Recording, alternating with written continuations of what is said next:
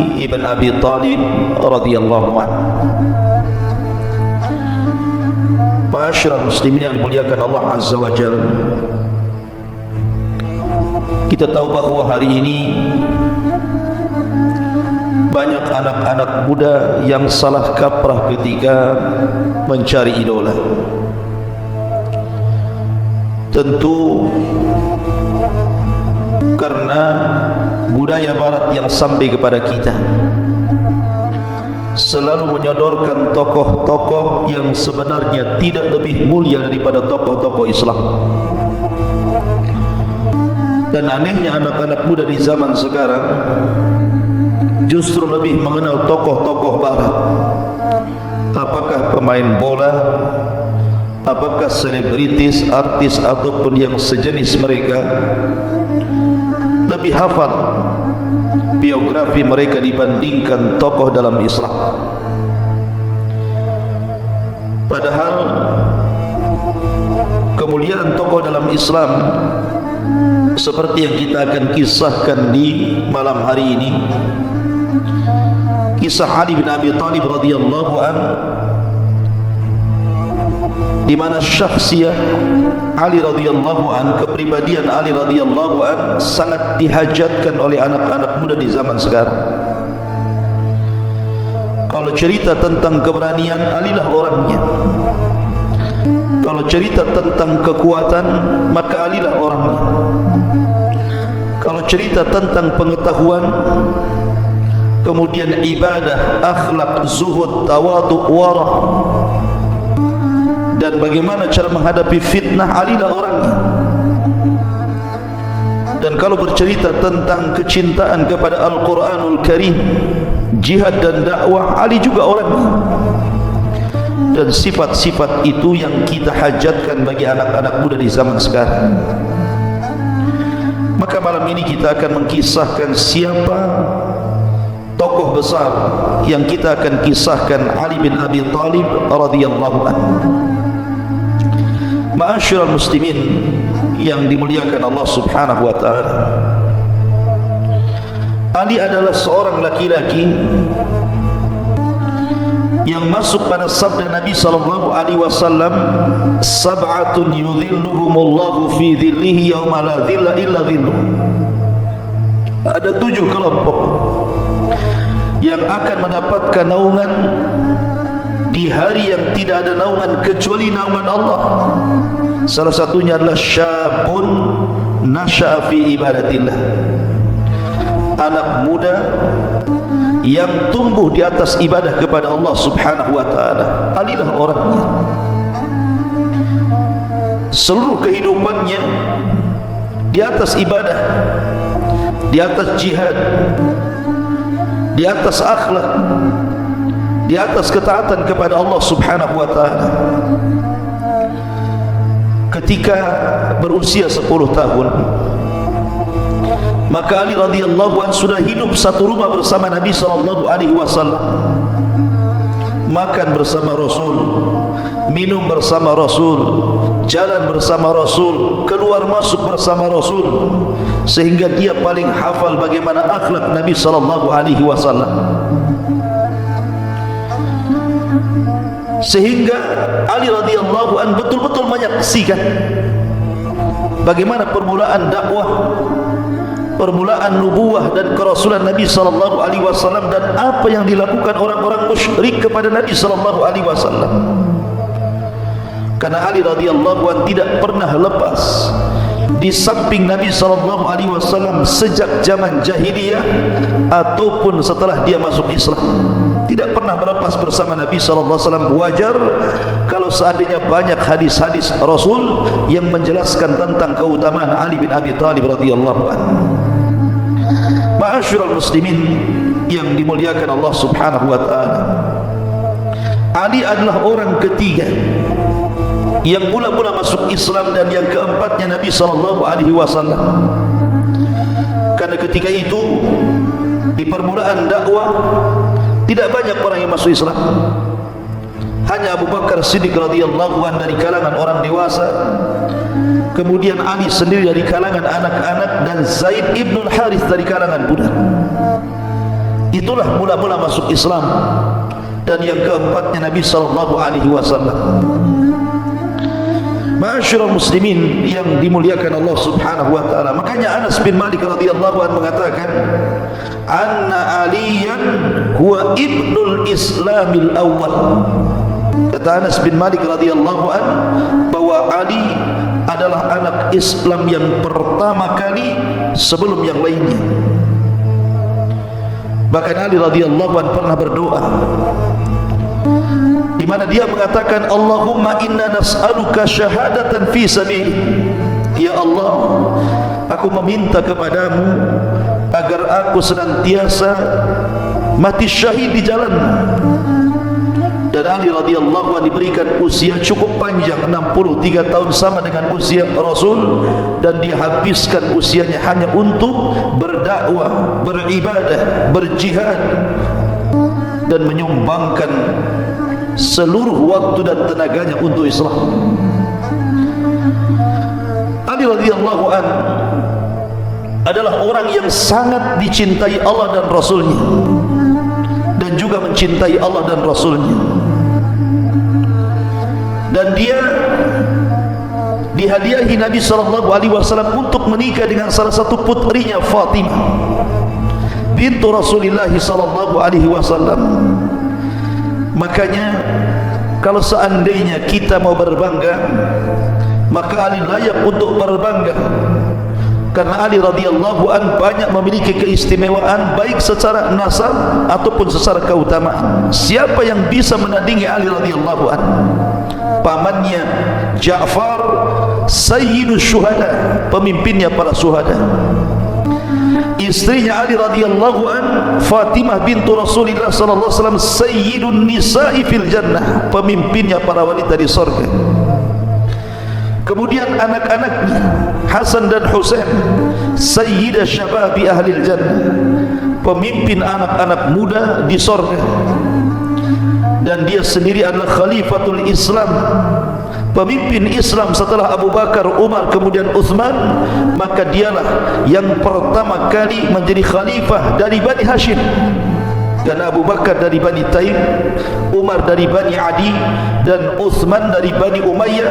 Dan dia satu-satunya khalifah dari Bani Hashim. Bahkan dia adalah Hashimiyah dari segi nasab ibu dan ayahnya. Bahkan dia memiliki mertua Sayyidul Awwalina wal Akhirin, Sayyidul Anbiya'i wal Mursalin, pemimpinnya para nabi dan rasul, Muhammad ibn Abdullah salawatullah wa salamuhu alaihi. Maka siapa lagi yang bisa menandingi nasab Ali radhiyallahu anhu? Wajar kalau Ali radhiyallahu anhu berbangga dengan itu. Ma'asyiral muslimin yang dimuliakan Allah azza wa jalla.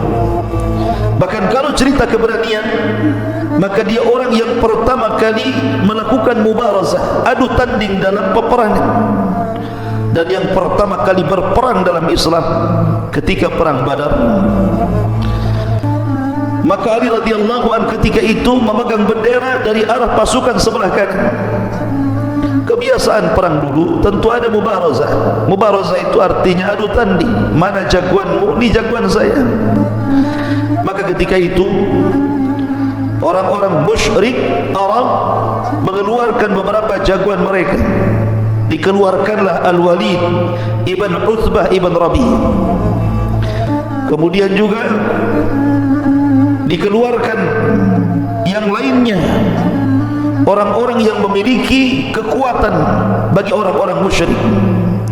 Dan ketika itu Nabi SAW mengeluarkan Ali bin Abi Thalib, kemudian juga Hamzah dan Abu Ubaidah ibnul Harith ibnu Ammi Ali radhiyallahu anhu. Dan yang pertama kali maju siapa? Ali melawan Al-Walid ibn Utbah ibn Rabi, dan Ali berhasil membunuhnya. Dan dia orang yang pertama kali mubarazah dan berperang dalam umat ini. Dan itu menunjukkan keberanian Ali. Padahal Ali ketika itu usianya saat perang Badar masih 20 tahun. Subhanallah. Akan tetapi sudah mencetak sejarah. Ma'asyiral muslimin yang dimuliakan Allah Subhanahu wa taala, Ali radhiyallahu an masuk Islam ketika usia 10 tahun. Ketika dia berada di rumah Nabi sallallahu alaihi wasallam, dia takjub ketika Nabi sallallahu alaihi wasallam sedang salat bersama istri tercintanya Khadijah bintu Khuwailid. Kemudian dia bertanya tentang ibadah yang dilakukan Nabi dan juga Khadijah, artinya kenapa keduanya salat? Maka Nabi SAW menjawab bahwa inilah agama yang harus disampaikan kepada umatnya. Kalau engkau mau, masuklah ke agamaku, tetapi sembunyikan keislamanmu. Tapi ketika itu Ali belum mau menerima. Sampai akhirnya kemudian Allah bukakan hatinya. Kemudian dia pun masuk ke dalam agama Rasul. Ketika hendak menghabarkan keislamannya kepada ayahnya Abu Talib, maka Rasul melarang agar jangan menyampaikan keislamannya kepada ayahnya, cukup menyembunyikan saja. Sampai pada suatu waktu Nabi SAW mengajak Ali radhiyallahu anhu untuk salat di luar rumah. Kemudian ketika sedang salat bersama Nabi SAW, tiba-tiba lewat Abu Talib ayahnya dan melihat anaknya sedang salat bersama Nabi SAW. Akhirnya kemudian selesai salat, Nabi menawarkan Islam kepada Abu Talib. Tapi Abu Talib walaupun mengetahui agama Rasul di atas kebenaran, tapi dia menolaknya dan mengatakan, kalau bukan karena takut celaan manusia, tentu aku akan ikut agamamu wahai Muhammad. Kemudian Abu Talib bertanya kepada Ali radhiyallahu anhu putranya, ya bunai, mada taf'al, wahai anakku, apa yang kau lakukan? Maka Ali radhiyallahu anhu mengatakan, inni usalli ma'an Nabi sallallahu alaihi wasallam, aku salat bersama Nabi sallallahu alaihi wa ala alihi wasallam. Wallahi lan ada'u ma yaf'alun Nabi sallallahu alaihi wasallam, demi Allah aku tidak akan meninggalkan apapun yang dilakukan Rasul. Maka Abu Talib mengatakan, amma innahu lam yad'uka illa ila khairin, wahai anakku, sesungguhnya dia, maksudnya Nabi sallallahu alaihi wasallam, tidak pernah mengajakmu kecuali kepada kebaikan. Falzamhu ya bunai, maka teruslah ikuti ajaran, maksudnya Nabi sallallahu alaihi wa ala alihi wasallam. Maka sejak itu Ali radhiyallahu anhu senantiasa hidupnya dihidupi di atas ibadah kepada Allah bersama Nabi sallallahu alaihi wasallam, menghabiskan usianya, waktunya, umurnya hanya untuk membela dakwah dan menegakkan Islam. Ma'asyiral muslimin yang dimuliakan Allah Subhanahu wa taala, Ali radhiyallahu anhu memiliki banyak keistimewaan dalam Islam. Tetapi kalau kita bicara tentang sejarah Ali radhiyallahu anhu, tentu akan berbeda ketika kita bicara tentang sejarah Abu Bakar Siddiq radhiyallahu anhu, kemudian sejarah Umar bin Khattab radhiyallahu anhu, ataupun sejarah Utsman. Karena di zaman Ali ini di zaman fitnah. Karena di masa kekhilafahan Utsman bin Affan radhiyallahu anhu, Utsman pun sudah saya jelaskan, di zamannya banyak fitnah. Artinya di akhir-akhir zaman Utsman itu banyak fitnah luar biasa. Terjadi peperangan, pembunuhan antar sesama kaum muslimin. Makanya kemudian sirah Ali radhiyallahu anhu akan berbeda dengan sirah Abu Bakar, Umar dan juga Utsman, karena di zaman Ali itu penuh dengan fitnah. Nanti kita akan jelaskan bagaimana liku-liku perjuangan Ali radhiyallahu anhu di dalam menghadapi fitnah ini. Karena di zaman Ali radhiyallahu anhu manusia terpecah menjadi dua. Ada manusia itu yang mereka ekstrim, hulu, mengagungkan Ali radhiyallahu anhu sampai menuhankan Ali radhiyallahu anhu, seperti kelompok Sabaiyah, mengatakan kepada Ali radhiyallahu anhu, antal ilah, engkau adalah Tuhan. Maka Ali radhiyallahu anhu kemudian menghukum mereka dengan cara membakarnya. Tetapi orang-orang yang selamat dari pembakaran itu justru makin yakin bahwa Ali di atas ketuhanan. Karena Nabi SAW bersabda, la yu'adzibu bin nar illa rabbun nar, tidak diazab dengan api kecuali Rabb pemilik api. tidaklah mengadab dengan api kecuali Rabb pemilik api, maksudnya Allah Azza wa Jalla. Idzan, kalau begitu, fal aliyyu huwal ilah, Ali adalah Tuhan. Tapi kelompok yang lainnya justru merendahkan Ali, menghina Ali, bahkan sebagian mereka mengkafirkan Ali radhiyallahu anhu, bahkan berusaha untuk membunuhnya, dan Ali pun mati syahid di tangan Abdurrahman ibn Mulzam. Bagaimana kisahnya nanti kita akan kisahkan semuanya. Tapi yang jelas bahwa malam ini kita akan menjelaskan beberapa hadis yang dikeluarkan Imam Bukhari dan Muslim ataupun yang lainnya, tentu hadis-hadis yang sahih tentang fadilah keutamaan Ali radhiyallahu anhu. Apa saja fadilahnya? Disebutkan dalam Sahih Bukhari, Nabi SAW mengatakan, innama anta minni wa ana minki. Ya Ali, sesungguhnya dirimu bagian diriku dan juga diriku bagian dirimu. Artinya ini menjelaskan keutamaan bahwa Ali radhiyallahu anhu bersama Nabi SAW tidak bisa dipisahkan. Siapa yang membenci Ali artinya membenci Rasul, dan siapa yang mencintai Ali artinya mencintai Nabi SAW. Bahkan dalam perang Tabuk, Nabi SAW tidak melibatkan Ali dalam pasukan.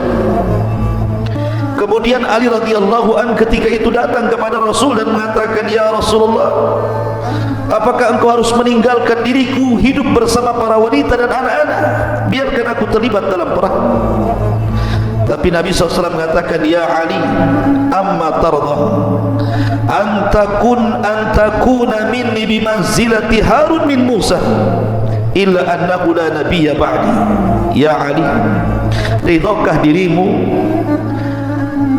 dirimu agar dirimu di posisiku seperti posisi Harun di hadapan Musa alaihi salatu wassalam. Akan tetapi tidak ada nabi sepeninggalku. Nabi SAW menghendaki dengan kata-kata bahwa engkau wahai Ali, ridhokah engkau wahai Ali bahwa engkau sekedudukan sama dengan Harun di tengah-tengah Nabi Musa. Di sini gara-gara hadis ini tersesatlah satu kelompok yang disebut dengan Syiah. Mereka menganggap bahwa ini wasiat kekhilafahan kepada Ali radhiyallahu anhu sepeninggal Nabi SAW, sehingga sebagian mereka sampai berani mengkafirkan Abu Bakar, Umar dan Utsman karena merebut kekhilafahan Ali setelah Nabi SAW. Mereka salah paham dengan hadis ini. Hadis ini tidak ada isyarat wasiat ke sana. Hadis ini tidak ada wasiat kekhilafahan Rasul kepada Ali radhiyallahu anhu. Ini yang pertama.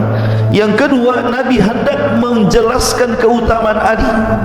Dan yang ketiga, Harun tidak menggantikan Nabi Musa, karena Harun meninggal sebelum Nabi Musa meninggal dunia. Ada yang mengatakan ahli sejarah 40 tahun setelahnya, walaupun pendapat ini fihi nazar, karena bagaimanapun Ardutin, negeri linglung itu 40 tahun, mungkin kurang daripada itu. Yang jelas bahwa Nabi Harun meninggal sebelum Nabi Musa, artinya Harun tidak menggantikan Musa. Maka tidak benar, hadis ini tidak ada isyarat ke sana. Karena ulama ahli sunnah wal jamaah sepakat bahwa khalifatul Islam yang pertama Abu Bakar, kemudian yang kedua Umar, kemudian yang ketiga Utsman, baru yang keempat Ali bin Abi Thalib radhiyallahu anhum ajmain. Ma'asyiral muslimin yang dimuliakan Allah Subhanahu wa taala. Kemudian juga hadis yang lainnya, ketika Nabi SAW hendak menggerakkan pasukan ke Khaybar, dan kita tahu Khaybar adalah perang melawan orang-orang Yahudi yang terakhir. Karena Nabi SAW perang melawan orang-orang Yahudi di Madinah itu 4 kali. Pertama melawan Bani Quraiqah, kemudian melawan Bani Nadir, kemudian melawan Bani Quraidah, yang terakhir melawan orang-orang Yahudi di Khaybar. Dan Khaybar adalah negeri yang sangat kaya dengan kebun kurma terbaiknya, dan itu dikuasai oleh orang-orang Yahudi dan memiliki benteng-benteng yang kokoh, sehingga ketika menyerang Khaybar susah untuk menggempur benteng apalagi merobohkannya. Akan tetapi Nabi SAW mengatakan, la u'tiyanna rayata ghadan li rajulin yuhibbullaha wa rasulahu wa yuhibbuhu Allah wa rasuluhu. Kata Nabi SAW, sungguh aku akan berikan besok orang yang akan memegang bendera perang kepada seorang laki-laki yang mencintai Allah dan Rasulnya dan dicintai Allah dan Rasulnya. Yaftahullahu ala yadayhi, di tangannya kemenangan perang itu. Subhanallah, ketika Nabi SAW bersabda seperti ini, semua para sahabat di malam itu tidak ada yang tidur. Mereka berangan-angan, bercita-cita bahwa mereka lah yang memegang bendera itu, termasuk Umar bin Khattab radhiyallahu anhu. Makanya dalam hadis Abu Hurairah radhiyallahu anhu indal Bukhari, ketika esok harinya para sahabat sudah berjubel di tenda Nabi SAW sampai Umar ingin menampakkan dirinya, ingin ngacung supaya Rasul memilih dirinya. Kata Umar, demi Allah, aku tidak suka untuk menjadi pemimpin kecuali hari itu.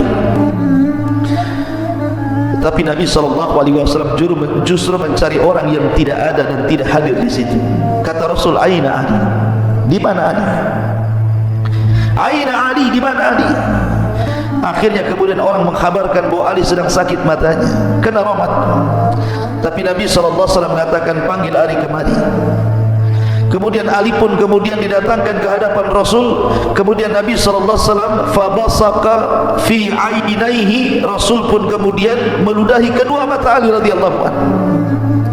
Terjadilah mukjizat Rasul. Kedua mata Ali radhiyallahu anhu sembuh dari penyakitnya dan lebih terang daripada sebelumnya.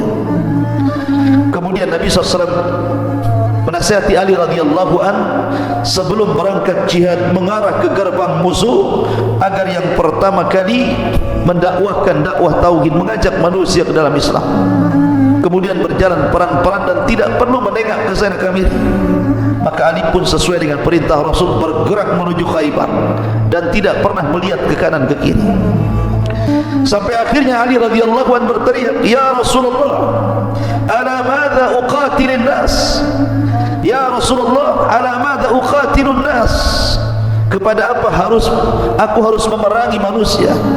Maka Rasul mengatakan, ala an yashhadu an la ilaha illallah wa anna Muhammadar Rasulullah, agar engkau memaksa mereka bersaksi tidak ada sesembahan yang berhak disembah kecuali Allah dan Muhammadlah utusan Allah Subhanahu wa taala.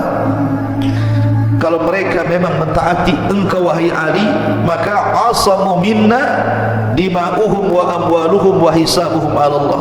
Berarti kalau mereka mengucapkan dua kalimat syahadat, maka hati-hati, berarti sudah haram darahnya ditumpahkan, diambil hartanya dan hisabnya diserahkan kepada Allah Azza wa Jalla.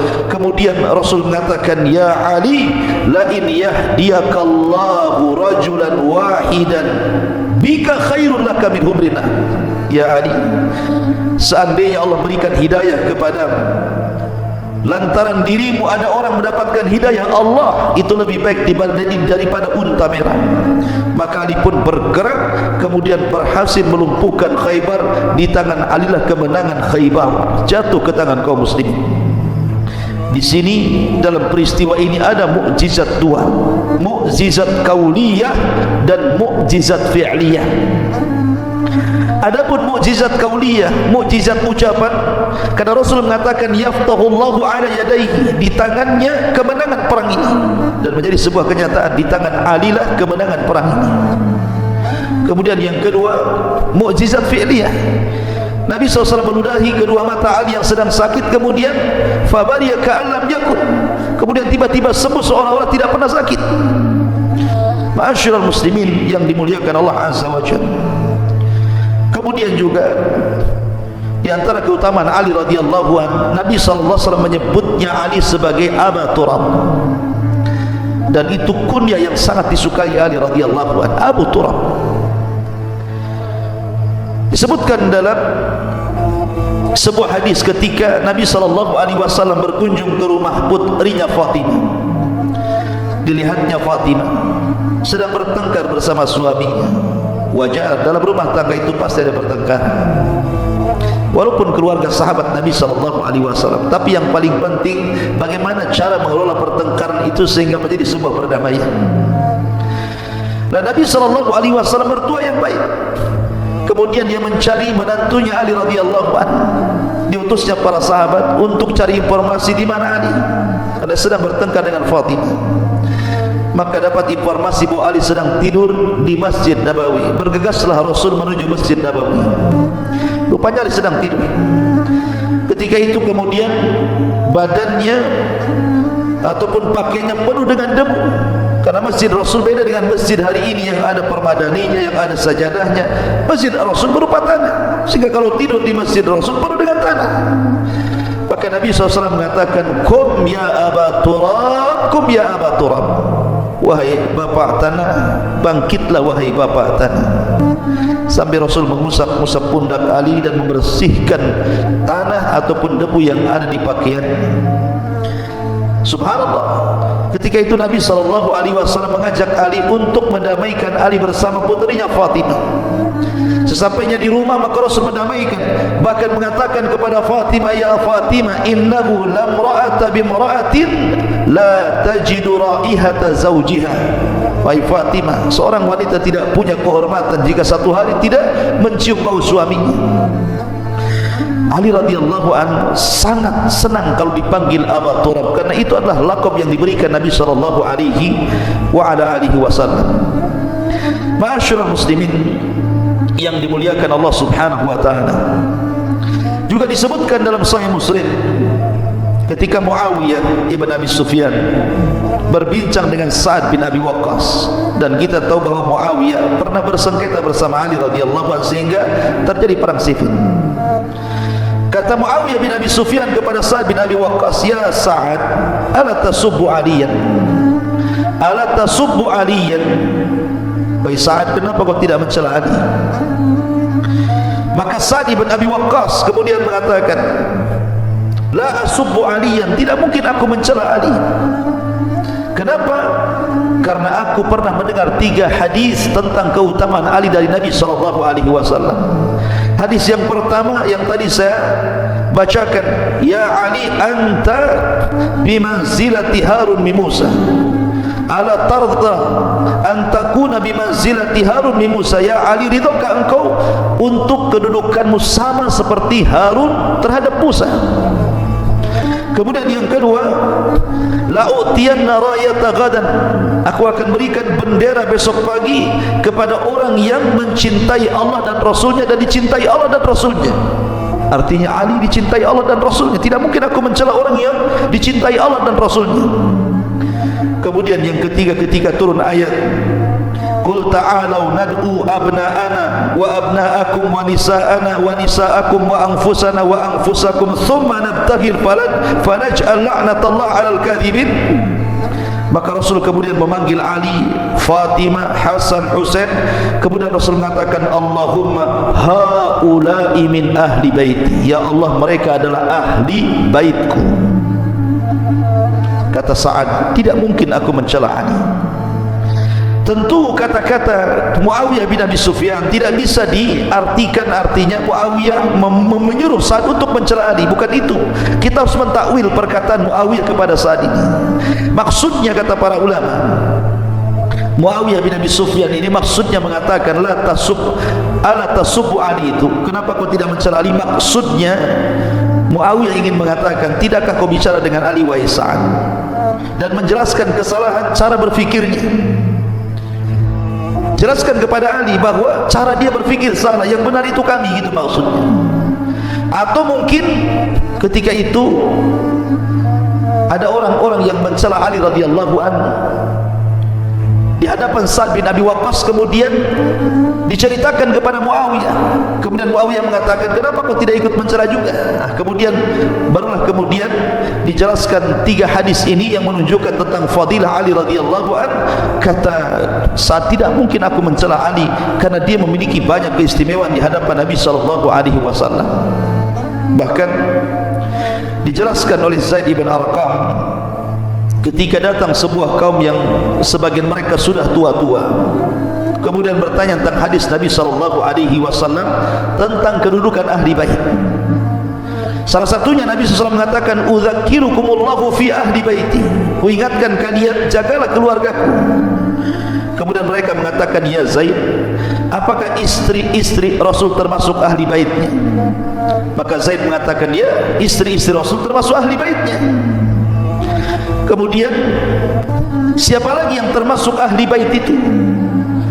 Maka Zaid mengatakan, orang yang haram mendapatkan sedekah. Lalu siapa orang yang haram mengambil sedekah itu? Kemudian Zaid mengatakan, merekalah keluarga Ali, keluarga Uqail, keluarga Ja'far, dan juga keluarga Abbas, karena mereka semuanya termasuk ahli bait Nabi SAW. Luar biasa. Kemudian juga ada peristiwa yang menarik dari sirah Ali bin Abi Thalib radhiyallahu anhu. Suatu ketika di zaman Ali menjadi khalifah, ada seseorang yang berhajat karena sebuah kebutuhan, tetapi kalau meminta-minta dia malu. Dia ingat sabda Nabi SAW tentang larangan dan celaan orang meminta-minta. Akhirnya dia tulis permintaannya itu di tanah. Dia tulis di sebuah tanah di bumi bahwa dia sedang berhajat ini dan itu. Karena dia malu untuk meminta, ditulis kemudian di tanah keinginannya. Rupanya Ali radhiyallahu anhu lewat, kemudian membaca tulisan itu. Kemudian Ali radhiyallahu anhu paham bahwa orang ini sedang berhajat kepada sesuatu tetapi malu meminta, maka ditulis di bumi.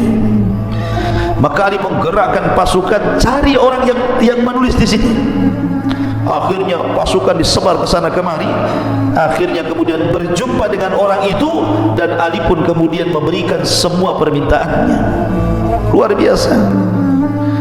Itulah karamnya Ali radhiyallahu anhu. Dan kita masuk pada hijrah beliau yang sangat terkenal kisahnya. Karena Ali radhiyallahu anhu dipercaya Nabi SAW untuk menggantikan beliau fi firashil mauti, pada kasur kematian. Karena ketika Nabi SAW hijrah atau diizinkan hijrah oleh Allah Subhanahu wa taala bersama Abu Bakar Siddiq radhiyallahu anhu, Nabi SAW meminta Ali radhiyallahu anhu untuk menduduki tempatnya di rumahnya yang kala itu sedang dikepung oleh orang-orang musyrik Arab. Ada beberapa alasan kenapa Nabi SAW meletakkan Ali di situ. Padahal bisa saja Ali radhiyallahu anhu terbunuh di situ. Pertama, karena Nabi SAW masih memiliki tanggungan hutang, di mana kebiasaan Nabi SAW ma'ruf baik di saat jahiliyah ataupun di zaman sudah tersebarnya Islam. Orang-orang musyrik Arab itu masih mempercayakan harta-harta mereka dititipkan di rumah Nabi SAW. Sehingga ketika Nabi SAW hendak hijrah, ada beberapa barang yang belum dikembalikan kepada pemiliknya. Maka dia minta kepada Ali radhiyallahu anhu untuk mengembalikan barang-barang itu setelah hijrahnya beliau bersama Abu Bakar Siddiq radhiyallahu anhu. Makanya Rasul menahan Ali untuk tidak hijrah bersama-sama. Alasan yang kedua, karena Nabi SAW tahu Ali tidak mungkin dibunuh, karena Ali adalah putra daripada Sayyidul Arab. Abu Talib adalah Sayyidul Arab. Tidak mungkin orang-orang kemudian berani membunuh Ali radhiyallahu anhu, karena akan berhadapan dengan orang-orang Quraisy. Dengan sebab itu maka Nabi SAW yakin bahwa Ali akan selamat. Maka kemudian setelah Nabi SAW hijrah duluan bersama Abu Bakar Siddiq radhiyallahu anhu, barulah kemudian disusul oleh Ali radhiyallahu anhu, sehingga Allah Subhanahu wa taala firmankan tentang hijrahnya Ali, wa minan nasi man yashri nafsahu ibtigha'a mardatillah wallahu raufum bil ibad. Dan sebagian manusia ada yang menjual dirinya untuk mencari keridhaan Allah subhanahu wa ta'ala, dan Allah zat yang maha rauf, maha baik bil ibad dengan hamba-hambanya. Ali telah mengorbankan dirinya untuk Islam. Lah maka tepat pada usia beliau 22 tahun, sebagaimana beberapa riwayat yang disebutkan oleh Ibnu Athir, maka Ali radhiyallahu anhu keluar hijrah sendirian. Apabila datang di siang hari, maka Ali radhiyallahu anhu akan beristirahat, karena kalau berjalan di siang hari itu maka manusia akan melihatnya. Dan apabila datang di malam hari, barulah Ali kemudian berjalan sendirian dari Mekah ke Madinah, menghadapi tantangan perjalanan hijrah yang sangat berat sekali. Belum lagi kejaran orang-orang Quraisy ataupun mungkin binatang-binatang buas dalam perjalanannya. Tetapi karena demi memperjuangkan akidah dan juga agama Islam, maka tantangan-tantangan hijrah bisa dilalui Ali radhiyallahu anhu, sehingga ketika sampai saja Ali di Kuba, ketika Nabi sallallahu alaihi wasallam mempersaudarakan orang-orang Muhajirin dan Ansar, maka Nabi sallallahu alaihi wasallam mengatakan, anta akhi fid dunya wal akhirah. Engkau wahai Ali adalah saudaraku di dunia dan di akhirat. Dan Nabi sallallahu alaihi wasallam mempersaudarakan dirinya dengan Ali, sebagaimana Abdurrahman bin Auf disaudarakan oleh Rasul dengan Sa'd bin Rabi. Ma'asyiral muslimin yang dimuliakan Allah subhanahu wa ta'ala, ketika Ali radhiyallahu anhu sudah menetap di kota Madinah, maka tepat 2 tahun setelah hijrah Nabi sallallahu alaihi wasallam, Ali pun menikah dengan Fatimah bintu Rasulullah sallallahu alaihi wasallam. Ketika itu banyak para sahabat Rasul ingin melamar Fatimah putri Rasul, salah satunya Abu Bakar, Umar dan yang lainnya. Dan sahabat-sahabat yang lainnya banyak yang ingin menikahi Fatimah. Akan tapi Nabi sallallahu alaihi wasallam tidak mengizinkan, kecuali setelah Ali radhiyallahu anhu datang kemudian mengkhitbah Fatimah, yang ketika itu Ali radhiyallahu anhu tidak memiliki apapun untuk dijadikan mahar, kecuali hanya dir'u ataupun baju besi yang harganya tidak seberapa. Tetapi Nabi sallallahu alaihi wasallam karena sudah rida dengan Ali radhiyallahu anhu menikah dengan Fatimah, maka Nabi sallallahu alaihi wasallam pun menikahkan Fatimah dengan Ali radhiyallahu anhu, dan berkah pernikahan keduanya lahirlah manusia-manusia terbaik dalam Islam. Lahir Hasan, lahir Husain yang merupakan 2 cucu Rasul sallallahu alaihi wasallam yang sangat dicintai Rasul. Sampai-sampai Nabi SAW mengatakan Sayyidah Syababi Ahlil Jannah, keduanya adalah pemimpin anak-anak muda kelak di surga. Ma'asyiral muslimin yang dimuliakan Allah Azza wa Jalla, setelah Ali menikah dengan Fatimah, Ali radhiyallahu anhu pernah hendak berpoligami. Bahkan dia hendak melamar salah satu putri daripada musuh Allah subhanahu wa ta'ala, putri Abu Jahal. Maka Nabi SAW mendengar bahwa Ali radhiyallahu anhu hendak melamar salah satu putri Abu Jahal. Tiba-tiba Nabi SAW naik ke atas mimbar, kemudian berceramah di hadapan manusia, kemudian mengatakan, inna Fatimata minni wa ana atakhawwafu an tuftana fi diniha. Sesungguhnya Fatimah bagian diriku, kata Rasul, dan saya takut kalau seandainya Fatimah terfitnah agamanya. Maka kemudian Ali pun dipanggil oleh Nabi sallallahu alaihi wasallam dan mengatakan, ya Ali, man adza Fatimah faqad adzana.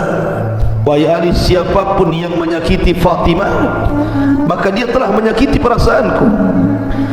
Wallahi, demi Allah, la tajtami'u bintu Rasulillah sallallahu alaihi wasallam wa bintu aduwallahi abada.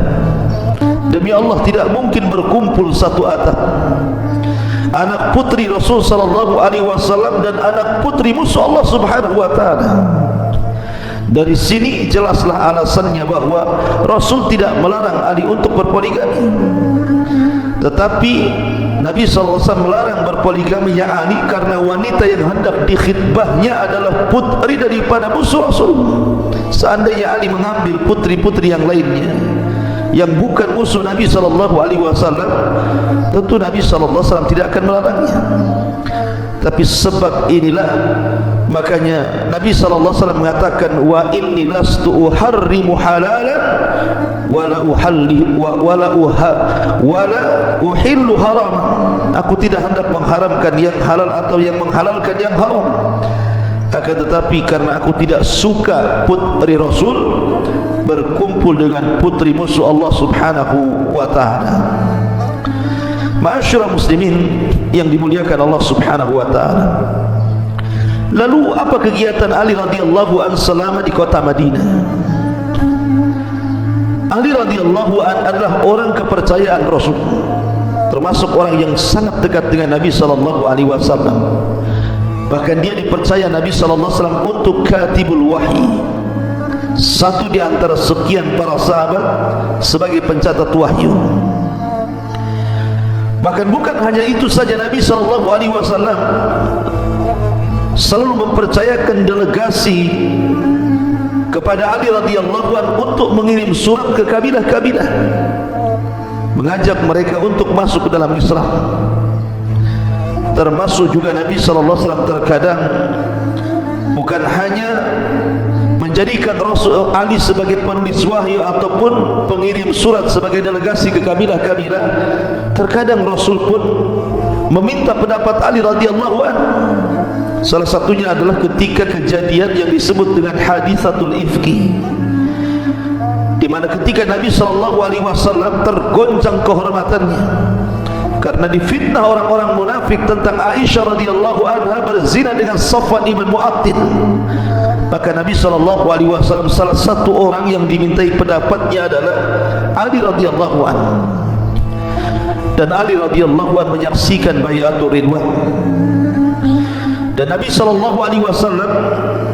memerintahkan untuk membukukan setiap perjanjian dalam Hudaybiyah, dan Ali ikut menyaksikannya. Kemudian juga Ali radhiyallahu anhu pernah diutus Nabi SAW ke Yaman. Karena Nabi SAW ketika mengutus Khalid ibn Walid ke Yaman untuk berdakwah kepada orang Yaman selama 6 bulan, tidak ada satupun yang masuk Islam. Makanya kemudian Nabi SAW mempercayakan Ali radhiyallahu anhu untuk menggantikan Khalid berdakwah di Yaman. Dan subhanallah, setelah Ali radhiyallahu anhu terjun langsung dakwah ke Yaman, banyak kabilah-kabilah yang masuk Islam, salah satunya kabilah Hamadan. Mereka masuk Islam di tangan Ali radhiyallahu anhu, kemudian diikuti banyak kabilah yang mengikuti kabilah Hamadan untuk masuk ke dalam Islam. Ma'asyiral muslimin yang dimuliakan Allah azza wa jalla, adapun keberanian Ali dalam dunia pertempuran tidak diragukan lagi. Ali itu dikenal dengan syaja'ah, keberanian. Dalam perang Badar yang merupakan perang perdana, kita tahu bahwa dalam Islam itu ataupun dalam peperangan tempo dulu, kita tahu bahwa ada istilah mubarazah. Mubarazah itu adu tanding. Sebelum berperang, maka masing-masing mengeluarkan jagoan masing-masing untuk adu tanding siapa yang kalah, siapa yang menang. Karena itu yang akan mempengaruhi kalah dan tidaknya sebuah pertempuran. Maka ketika itu Ali radhiyallahu anhu yang pertama kali dikeluarkan sebagai jagoan dalam Islam. Dan subhanallah, ketika itu orang-orang jahiliyah mengeluarkan Al-Walid ibn Utbah maka Ali radhiyallahu an dengan mudah membunuh Walid ibn Utbah, kemudian juga membunuh 20 orang-orang musyrik dalam perang Badar, sehingga Allah menangkan dalam perang ini. Kemudian juga di perang Uhud, Ali radhiyallahu an adalah salah satu pembawa bendera, dan dia menjadi tameng bagi Nabi sallallahu alaihi wasallam. Walaupun dalam perang ini mengalami kekalahan, tapi Ali radhiyallahu an satu di antara sahabat yang tidak lari dalam pertempuran sampai selesai pertempuran. Bahkan dalam perang Khandaq, perang Ahzab, ketika itu orang-orang musyrik mengeluarkan Amr ibn Wud, orang yang tidak pernah terkalahkan dalam gulat selama bergulat, karena kebiasaan orang-orang Arab itu olahraga mereka adalah bergulat. Dan Amr ibn Wud ini orang yang ditakuti. Makanya ketika perang Khandaq, Amr bin Wud ini dikeluarkan orang-orang Quraisy, tidak ada seorang sahabat pun yang berani maju kecuali radhiyallahu anhu. Dan dia berhasil membunuh Amr bin Wud yang ditakuti oleh orang-orang Quraisy ataupun oleh sebagian para sahabat Nabi sallallahu alaihi wasallam. Kemudian juga dalam perang Khaybar, Ali radhiyallahu an melawan Marhab, seorang Yahudi yang sangat besar badannya, yang sangat ditakuti. Makanya Ali radhiyallahu an sampai kemudian berbangga, "Ana alladhi sammatni ummi Haidarah." Tahukah engkau bahwa aku orang yang diberi nama ibuku sebagai macan hutan? Dan di sini kata para ulama, tidak mengapa sombong dalam sebuah pertempuran, sebagaimana tidak mengapa seseorang itu menipu dalam pertempuran, karena intinya kemenangan. Maka kemudian dia pun, Ali pun radhiyallahu an mampu mengalahkan Marhab dan membunuhnya. Kemudian juga dalam perang Khaybar ini juga Ali radhiyallahu an di tangannya bendera kemenangan, yang Nabi sallallahu alaihi wasallam mengatakan, la utiyanna rayata ghadan li rajulin yuhibbullah wa rasuluhu wa yuhibbuhullah wa rasuluhu. Akan kami berikan bendera kepada seseorang yang mencintai Allah dan Rasulnya dan dicintai Allah dan Rasulnya. Yaftahullahu ala yadaihi, di tangannya kemenangan. Maka Ali radhiyallahu anhu rupanya orang yang dipilih Rasul untuk memegang bendera itu dan memimpin perang, dan di tangannya Khaybar jatuh ke tangan kaum muslimin. Termasuk juga dalam perang Hunain dan perang-perang yang lainnya. Maka Ali radhiyallahu an sangat terkenal dalam dunia pertempuran. Di masa Abu Bakar Siddiq radhiyallahu an, maka Ali radhiyallahu an sangat dipercaya Abu Bakar untuk menjadi istisyah. Jadi apapun keluhan-keluhan Abu Bakar, maka Abu Bakar selalu minta pendapat Ali radhiyallahu an. Termasuk ketika Abu Bakar memerangi orang-orang murtad, maka dia minta pendapat Ali radhiyallahu an. Termasuk ketika Abu Bakar mengarahkan pasukan ke Rum, maka Abu Bakar pun minta pendapat Ali radhiyallahu an. Dan juga di zaman Umar bin Khattab radhiyallahu an juga sama. Ali menjadi mustasyarnya Umar bin Khattab radhiyallahu an. Bahkan salah satu putri Ali radhiyallahu an, Ummu Kulthum, dinikahkan Ali dengan Umar bin Khattab radhiyallahu an. Bahkan Umar pernah mengatakan kepada Ali radhiyallahu an, a'udzu billah an Aisyah fi qaumin lasta fihim ya Abul Hasan. Aku berlindung kepada Allah untuk hidup di sebuah kaum yang engkau tidak ada di situ, wahai Abul Hasan. Dan itu pujian Umar bin Khattab radhiyallahu an kepada Ali radhiyallahu an, laula aliyun la halaka Umar. Bahkan Umar mengatakan, kalaulah bukan karena Ali, tentu hancurlah Umar bin Khattab radhiyallahu an. Artinya bahwa ada kedekatan Ali dan juga Abu Bakar. Begitu juga ada kedekatan Ali dengan Umar bin Khattab radhiyallahu an, tapi tentu berbeda dengan masa Utsman bin Affan radhiyallahu an. Karena di zaman Utsman ini terjadi fitnah. Di akhir-akhir kekuasaan Utsman ini terjadi fitnah besar, di mana datang gelombang para pemberontak dari pemberontak yang terkena hasut Abdullah ibn Sabah. Bahkan orang-orang itu sengaja mengadu domba Ali dengan Utsman bin Affan radhiyallahu anhu dengan mengatakan kalau kita melepaskan baiat kepada Utsman maka Ali telah siap membaiat dirinya. Padahal itu fitnah mereka. Mereka hendak mengadu domba Ali dengan Utsman. Makanya ketika Utsman mendengar bahwa Ali hendak membaiat dirinya karena kabar burung dari anak-anak muda yang hendak memberontak, dia panggil Ali. Dan Ali tidak sebagaimana tuduhan mereka. Ali tetap membaiat ataupun setia dengan Utsman ibn Affan. Makanya Ali lah yang kemudian diutus Utsman untuk berdialog dengan para pemberontak itu. Ketika para pemberontak kemudian mengatakan kepada Ali radhiyallahu anhu, kenapa kami memberontak kepada Utsman? Kemudian memberikan beberapa alasan, salah satunya Utsman membakar mushaf lah, salah satunya Utsman kemudian menjadikan para pemimpin sigharus sahabah dan juga meninggalkan kibarus sahabah, salah satunya Utsman kemudian mementingkan keluarganya untuk dijadikan pemimpin-pemimpin daerah, dan macam-macam alasan mereka. Tetapi dengan entengnya Ali membantah syubhat-syubhat para pemberontak itu. Akan tetapi semua takdir Allah subhanahu wa ta'ala.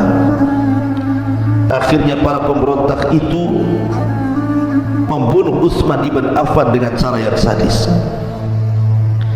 Lah dari sinilah kemudian sejarah Ali radhiyallahu anhu menjadi khalifah dimulai.